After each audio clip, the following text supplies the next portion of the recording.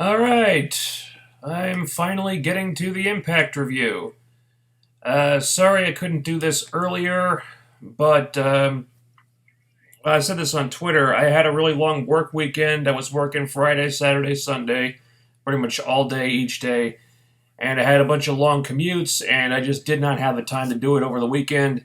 And I was going to do it tonight, but I'm still pretty beat, and I figured I was probably going to want to go to bed early tonight again. So now we're doing it in the middle of the day, and I know a lot of people probably aren't able to watch it now, and that's fine because I don't really feel like I'll be doing a lot of stuff with the chat room today. I'm just going to do a quick review because I still have some stuff that I need to do today. I need to go to the store later and stuff, but we'll get to the review.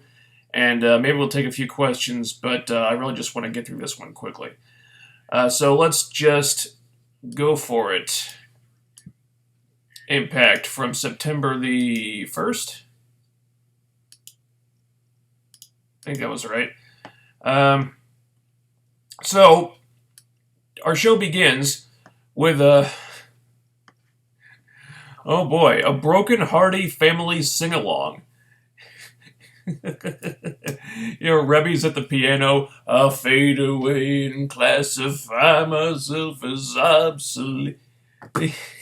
Senor Benjamin in there singing with subtitles. Even Vanguard 1 is singing along with this shit. And again, I can't say it's not entertaining. Once Vanguard 1 started with the obsolete thing, they got me. I love that Vanguard 1 is still a thing. I still want to see Matt cutting backstage promos and doing interviews through Vanguard 1's hologram projector and shit. I think that would be hilarious. So anyway, Matt has a premonition that somebody from the Decay is going to attack the house and come after Maxwell. And the first thing he does is tell Jeff that they have to leave the house and go to the Impact Zone. Sorry, the Zone of Impact. Leaving the house and Matt's family unprotected. Okay. Probably not what I would have done. Seems like a bad idea to me, but, Matt's supposed to be nuts, so maybe he's just not making the best decisions right now. At least he left Senor Benjamin and Vanguard 1 to guard the place, and also Rebby with that big fucking sword. I wonder if that's going to come into play later. And believe it or not, this segment was these characters playing it straight. After that is when it got really fucking weird. So Matt has this match with Crazy Steve, and Jeff attacks Steve to help Matt win. So you got the broken, obsolete Hardys, who are cheating to win matches, and the Decay, who are committing home invasions and kidnapping babies. Who the hell am I supposed to root for? Seriously, I suspect most people will end up supporting the Hardys just because it's the Hardys, and this broken, obsolete thing has become really fun to watch in the same way that people like watching The Room. Like, you're tearing me apart, Brother Nero! But still, I don't think there's a single babyface in this entire feud anymore. And that's very strange. So afterwards, Steve says that Maxwell is now Rosemary's baby. I see what you did there, TNA. I think they did this whole feud just so they could use that line. I can't really blame them because that was clever. So we go back to Matt's house where Rosemary has invaded the place like Michael Myers. Even though Matt said last week that it would be Crazy Steve who tried to take Maxwell. I don't know what happened to that. But yeah, Rosemary's in the house. And there's this really bizarre part where they've got this pole that connects the upstairs and the downstairs, and Rosemary, Rebby finds her, and then Rosemary she's like, ha, not this time, bitch, and she just shoots up the pole like she can fly or some shit. It was so ridiculous, I just had to laugh. And then, oh god, they pull a Snitsky for the second time. Rosemary's got the fucking baby, and she drops Maxwell off the fucking balcony. But then, oh no, it's just a doll again. So then Rosemary just takes off. Well, Senor Benjamin said she was gone, even though it was clear that she was still in the house. I don't know. But all of this just to set up the Final Deletion 2 next week. Oh dear God, somebody help me. Christ. You know, maybe I'm finally drinking the Kool-Aid here, but fuck it. This gets a thumbs up. It was well shot, well executed, and again, this whole Final Deletion, I don't know if we can call it a subgenre yet, but this shit is like nothing else we've ever seen in wrestling. And at the very least, I like that they're going to places that we haven't seen wrestling go to before. They get points for that. And it's so unbelievably absurd that you can't help but like this thing. You really can't. And Rosemary actually did come off as really fucking sinister here. You know, there were a few moments when I was genuinely creeped out by what she was doing. She was only on screen for a few seconds. That's the crazy thing. The phone's ringing. That better not be for me. And as for Delete or Decay next week, you know, time will tell with this, but it's going to be tricky. You know, the Final Deletion worked because there was so much curiosity about it, because it was advertised in a really clever way, and because the actual match was so incredibly unique. And it's that type of situation where you really can't do it twice. You know, now the fans kind of have an idea what to expect, and there's a lot less mystery about it, so can they make Lightning Strike twice here? I imagine they're going to have something really batshit in store for us next week. Well, actually, it's this week now. So if they promote the hell out of it like they did last time, who knows? Now, probably the weakest part of this episode from a creative standpoint was the Mike Bennett, Lashley, Moose situation.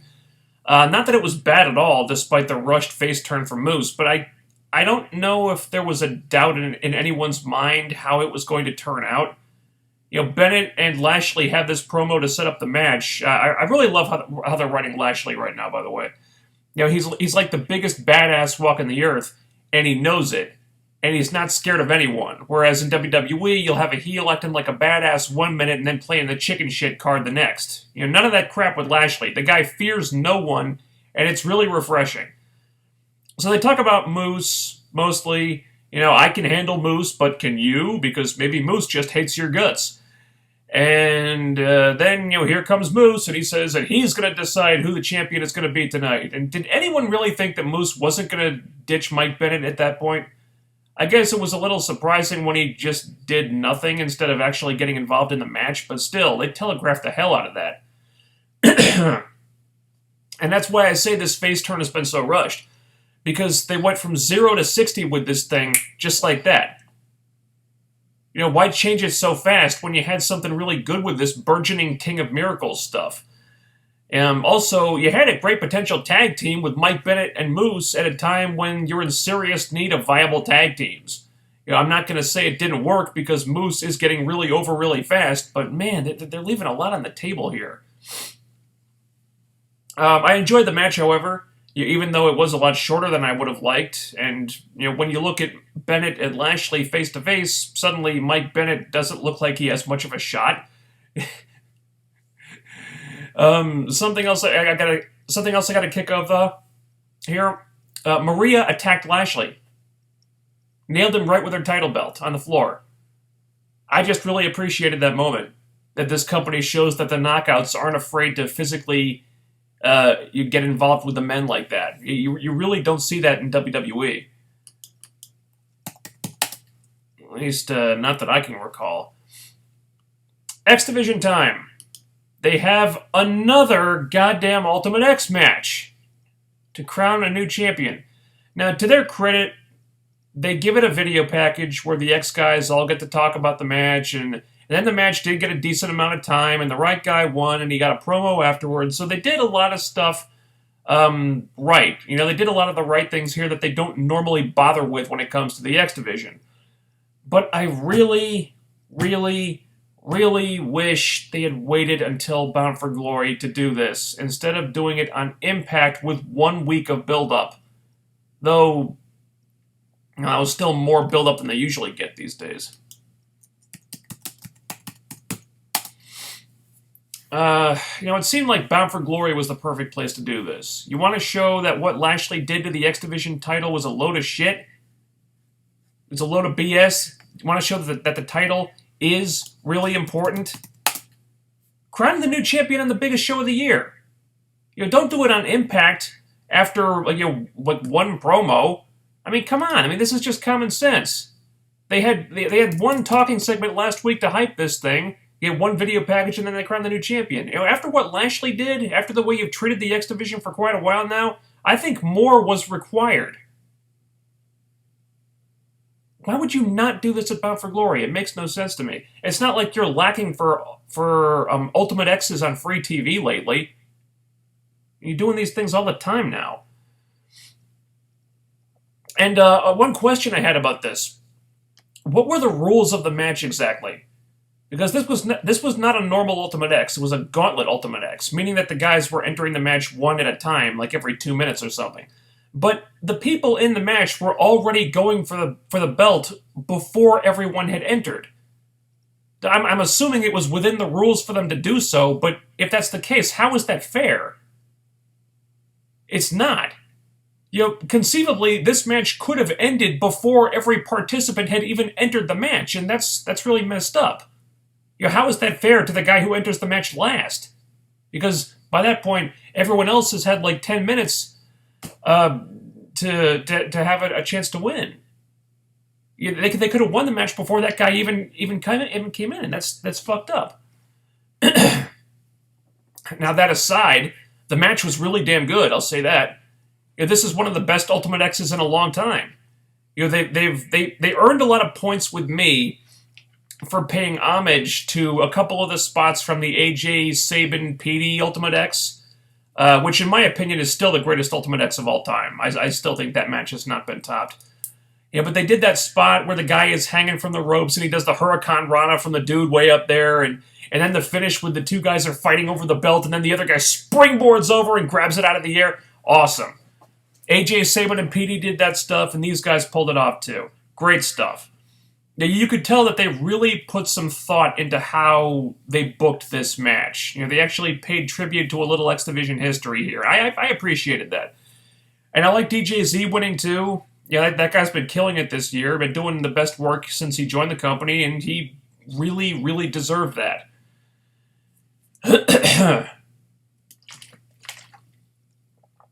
So after this, Drew Galloway comes out for his I'm a Heel Now promo.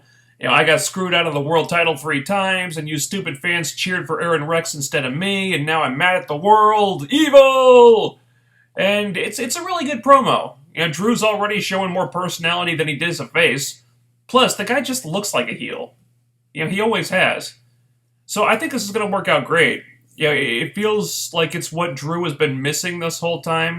Not that his run so far has been problematic, really, but him as a babyface was always lacking that little extra something, and his charisma seems to shine a lot more when he's a bad guy. So this was definitely for the best, in my opinion. So then Aaron Rex comes out, and they fight, and it looks like that'll be a feud now. Sounds good to me. Sign me up. Then we had EC3 having a match with Eli Drake. And that's it. No real story here. They had a match, and it felt like a way to just get them both on the show. Since the writers didn't have any story for EC3 this week, and Eli Drake is between feuds at the moment. So they just threw them together for a match. But I enjoyed it. It was fine. I am getting really tired of seeing Eli Drake lose matches, though. I don't like that. And now it's time for the knockouts. Following her inexplicable title win last week, Allie is now having this big celebration with balloons and everything because she's the Knockouts champion now. Yay! And I have to say, a celebration was probably warranted. Despite the issues I had with the match and the hot potato stuff, that angle last week went over shockingly well. I mean, hell, that video of Allie winning the title on the YouTube page has almost 257,000 views. That angle actually got a lot of attention.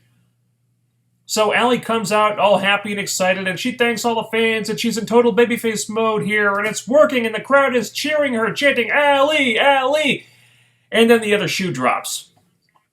So Maria comes out, and she goes uber heel. She tears Allie a new asshole and forces her to lie down so Maria can pin her and win the title. So that's another hot potato title change. Jesus H. Christ. I am so sick of this hot potato shit. It's almost as if they want to continue doing this until all the championships are absolutely worthless. Please, stop. It's too much. You've done this entirely too fucking much. So why then, you ask, did I still like this angle? Because it was 100% effective in what it set out to do. This was never about Allie holding the title. This was about her winning the title in a way that made people like her, and then taking it away from her in a way that made people feel sorry for her. Trust me, if they stick the landing, Allie is going to get so fucking over from this. Because this might have been the first hot potato title change they've done all year, and they've done a lot of them at this point, that actually worked. I've never been against the idea. My problem was that TNA were doing them way too damn much and they never meant anything. But when they're done right, which this was, they can be really effective. The story's there, the character stuff is on point, and the result is that Allie is going to get over huge as a big baby face. The only problem is that this is all still building to Maria versus Gail, but now I don't care about that because I want to see Maria versus Allie instead. It's funny how that happened. So now, Maria, that's right, Maria is the Knockouts champion. You know what? Fine. Fine. Trust me, if you'd asked me about this a year ago, I would have flipped the fuck out for all the same reasons that I'm sure some of you are flipping the fuck out about it right now. She's not a good wrestler, blah, blah, blah. But I'm not going to make a big stink about it now. For two reasons. Number one, Maria's probably the most over woman in the company at this point, and she's been a great performer since she showed up earlier this year. Not as a wrestler, sure, but her character has been one of the big highlights of the show. And two, it really doesn't matter who has the fucking title right now, because unless the writers do something really shocking, which I doubt, Gail Kim is going to win that damn thing back in a couple weeks anyway. I don't think that feud needs the title. I wish Gail versus Maria was just a grudge match, and the title was on the line in a separate match so the other knockouts have something to fight over. But in all likelihood, Gail versus Maria for the Knockouts Championship at Bound for Glory is what they're going with. I'm not happy about it. I don't think the title will be... I don't think the match will be that good. I think it's a much more interesting story if Maria's stipulation actually was actually recognized, and Gail could never get another title match again, ever again, and this match was a matter of revenge instead of glorifying a woman who, let's be honest, has already been glorified by this company many, many times for a long damn time. But, you know, there it is. That's what they're doing, most likely. But TNA, please, all right, don't forget about Maria versus Allie. Don't forget it. Because character-wise, you've got something really good with this. I mean it. Go watch that video where Allie wins the title. It got like several times as many views as like any other video they've done recently. It's like 250,000 fucking views. A lot of people were paying attention to this, and the angle was really good actually, and it got Allie really over. You've got something with this. Don't let it go. Okay, don't let it go to waste just because Jane Cena will probably be back on the screen this Thursday. And that's something else that ought to be mentioned. No Gail Kim for the last 2 weeks. And look at what they accomplished with this Allie character. And they just turned her into a star in 2 weeks. Okay, she was already kind of doing that herself already, but they really pulled the trigger and they gave it some legit attention that we all know it would not have gotten nearly as much attention if Gail was still there. And it worked! Allie's on the cusp of becoming a huge knockout babyface, all because Gail Kim wasn't there and they actually had the time to focus on her for a little bit. Of course, once Jane Cena comes back, probably this Thursday, it'll all go back to business as usual. Yay. That's about it, really. We were jumping around again this week. Overall, this was a really damn good Impact. There wasn't anything that I actively disliked. And the stuff at Matt's house was really out there, but I like that they're trying to push this final deletion thing to the next step. If they had to do it again, it's good that they're not just trying to do the same thing a second time. It looks like, with the decay in there, there's going to be some really fucked up shit happening, and they're going to, as if they weren't outside the box with this stuff already, they're going even further. I'm sure they're going to take something that was already an 11 and they're going to push it to a 12 or something. So they're really pushing the envelope with it. So points for being ambitious with that. Plus anything with Rosemary in it, I'm going to like. So it's got that going for it. And also, there were good promos, good matches. I think everyone saw the Moose turn coming, but I can't say it didn't work. The guy is super over already. I was walking around, making breakfast, on the morning after, and I was just kind of humming to myself, Moose, Moose, Moose, without even realizing I was doing it. So it's working. Even if like the rushed nature of this thing is kind of frustrating. Even the angle with Maria becoming Knockouts champion came off really well because of how over Allie is going to get from this. I'm sure there are people who aren't happy about Maria being the champion, but now she's going to have to deal with Jane Cena, so that's not going to last long. I think we all know that. Honestly, I think this was one of the best Impacts of the year. This was a great show. Okay. Let's just, alright. Okay, there aren't a whole lot of questions here, so let's just breeze through these fast because I have to go to the store in a little bit and then get home by 5. Okay. Who will be the standout in the Delete or Decay match? I'm really curious to see what Rosemary does. Because this kind of shit is right up her alley. Also, Rebby's going to be involved in it too, I imagine. So I'm interested to see what the women do. Because they're kind of an unknown commodity in this. Ultimate X match was sick. Best Ultimate X in years? Probably, yeah. It was one of the better ones we've seen in a long time. Stuff with Allie and Maria was great, but fans would rather see Maria versus Allie than Gail versus Maria. Yeah, that's where I'm at right now.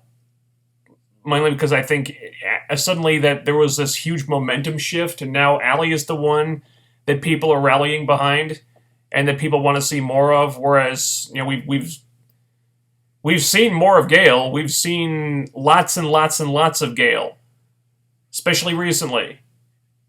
And I don't feel like there's a ton of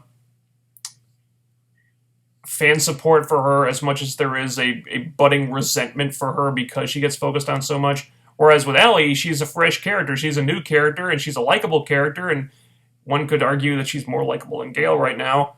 I don't think I'm the only one who would rather see Maria versus Allie right now. Kind of funny how the Raw GM promoted Delete or Decay, and doesn't Sasha Banks now have a broken in her Twitter handle? Does she? I didn't know. I don't follow her on Twitter, so yeah, that was odd. Yeah, Mick Foley said he tweeted that picture by accident. I don't know if he did, because we know a lot of people in WWE have watched the final deletion. Clearly, because they ripped that thing off real fucking quick. He says it was an accident, but I don't know. Not sure I believe you, Mick. Looks like Cody Rhodes will work for TNA and ROH at the same time without being under contract. Yeah, I don't know. looks like that may happen. Yeah. Um, I don't know the details of it, but it's another good talent. And hey, we might get to see a Team Rhodes Scholars revival. I'd love to see that.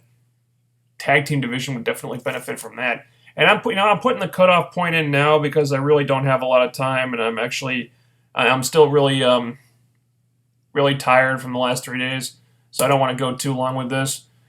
And all right, I don't know about the wrestling, but from a great heel performance point of view, Maria as the champion works.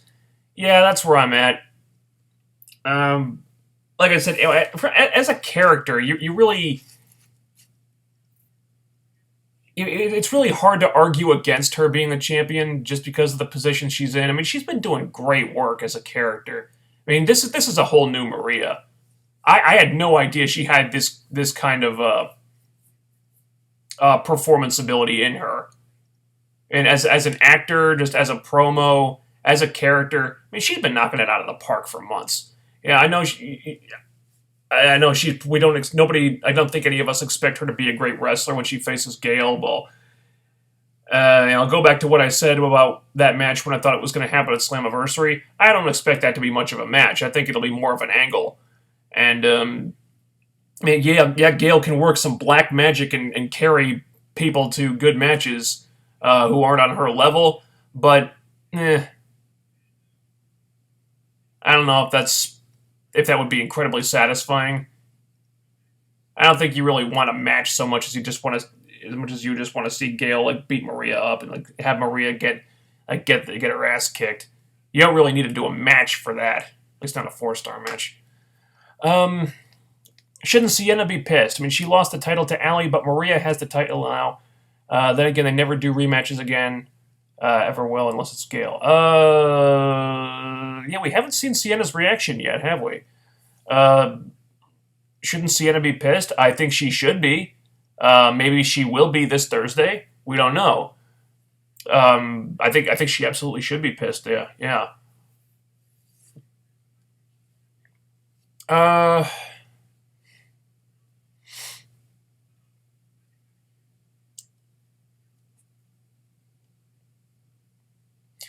Crazy Steve was great on the mic. Glad he's talking a lot more. Yeah, me too. I was against the idea at first because I thought the fact that Crazy Steve didn't talk was what made him really stand out from everybody else, made him unique. But then he started talking, and then he did that work interview, that in character interview with the heel cast, which you can go listen to on their page and also at tnasylum.net. The guy is great on the mic. When you got somebody who's that talented a speaker, let the guy talk. So he sure as hell proved me wrong with that. Retire the Knockouts Championship after Bound for Glory. Well, I mean, I was arguing to do that several years ago, like just retire the title, introduce a new one. But I mean, we got this far. I think next year would be the 10-year anniversary of the Knockout division. I say retire it then, introduce a women's championship. Might as well go. I mean, we've come this far. Might as well go the full 10 years.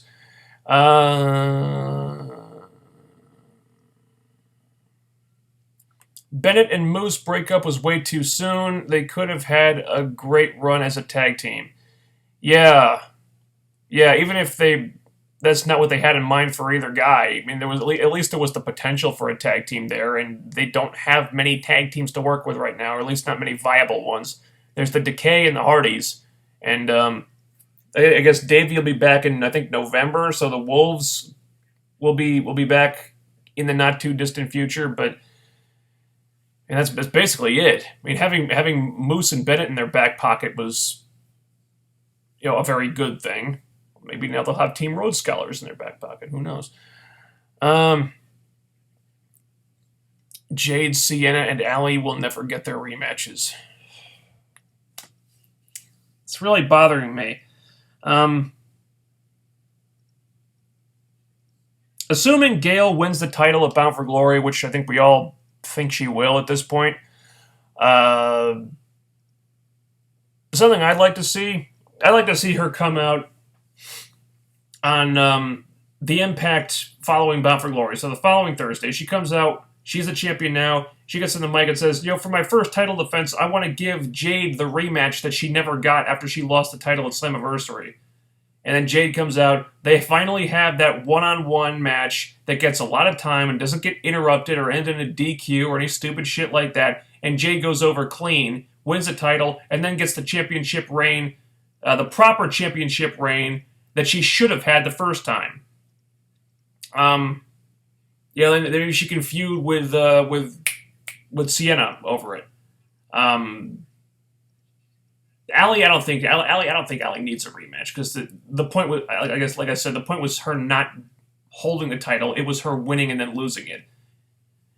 That was the story. There's not really a need to do a rematch in her case. Although the rematch clause being sort of arbitrarily applied really does bother me. I think you need to have consistent rules. If there's a rematch clause every time a champion loses the title, then every championship should get a fucking rematch.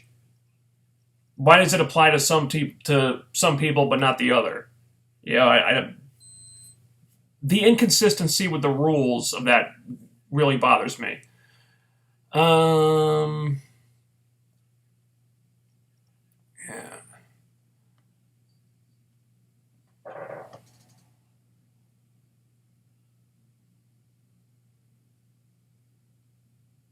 Let's see. The Knockout division is the richest it has ever been in talent. No need to retire the title.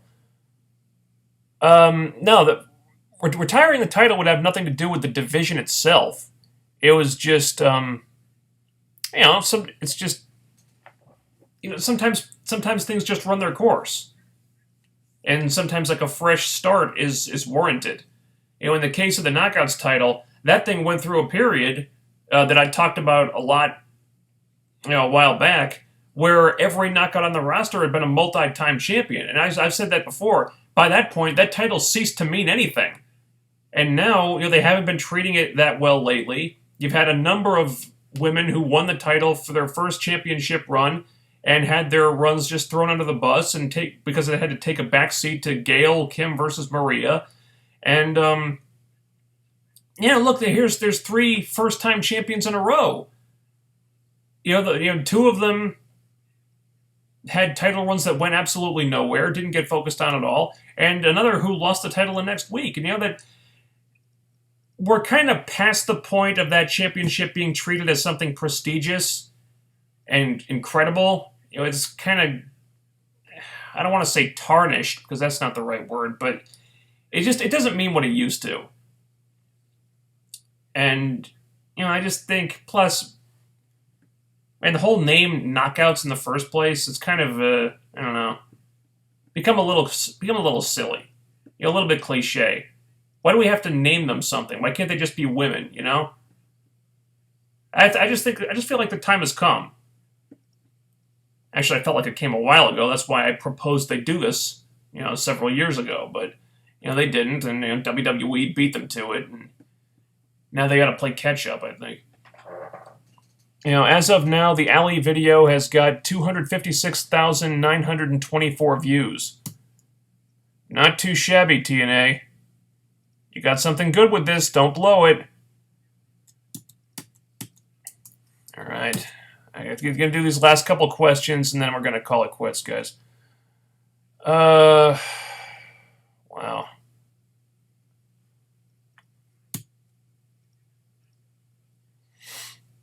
Because get to go, and I'm kind of running on adrenaline here because I haven't had a whole lot of sleep in the last couple of days.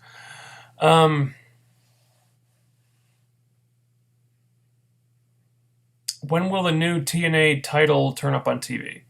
Very soon, I think. Spoiler alert.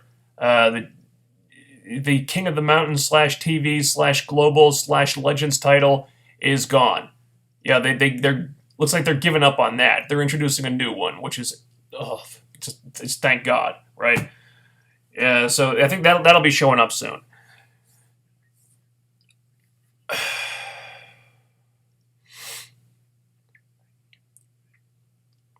Should Crazy Steve wrestle in the division once his tag run is finished? Assuming me next division. Potentially. Of course, that would mean the end of the Decay, which would be a horrible decision.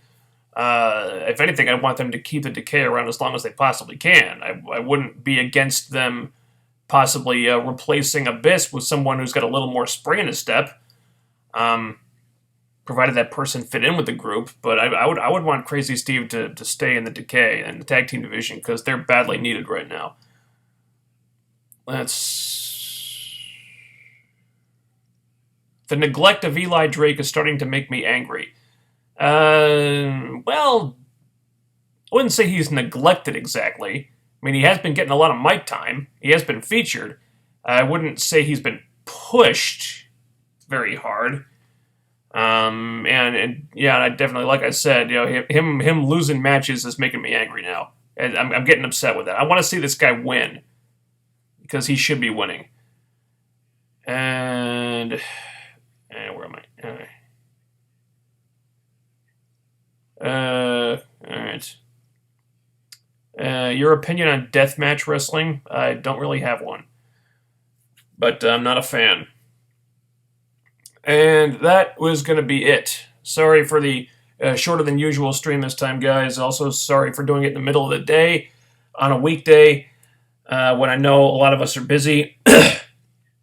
But it was either this or do it late at night, and I kind of wanted to get to bed at a decent hour tonight because I'm still pretty worn out from my weekend of work for 3 days with very little sleep and a lot of commutes and all that stuff. So I got to get going. Thanks for tuning in, and I will see you again hopefully this Saturday, unless I have to work again, in which case the date will change. Watch my Twitter for updates on that, and I'll talk to you guys soon. Later.